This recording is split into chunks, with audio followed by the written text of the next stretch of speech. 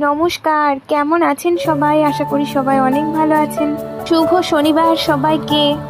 একটা স্পেশাল দিনের এই ছোট্ট মিনি ব্লগে আপনাদের সাথে নিয়ে চললাম আমার পুরোটা সময়। আমার সেকেন্ড প্রেগনেন্সিতে ভীষণ পরিমাণে ক্ষুধা লেগে যায় সকাল সকাল উঠে, তাই জন্য চা নাস্তা এগুলো তৈরি করছি। আর তৈরি করবো সয়াবিন আলু দিয়ে, যে মাংসের কষা মাংসের মতো। আর ছেলেকে টিফিন খাইয়ে দিয়েছি। আর আজকে রেসিপিতে শুধু ডাল ভাত আর আলু ভাজি আছে, আর সোয়াবিনের তরকারি করে। কিন্তু আজকে স্পেশাল একটা খিচুড়ি করব, খুব ভালো সব সবজি দিয়ে ছেলের জন্য, মানে ভীষণ ভালো লাগে ছেলের খেতে। সকালে আমার ওষুধ খাওয়া কমপ্লিট হয়ে গেছে, আর এখন সকালের ভাতটা এগুলো খেয়ে নেব।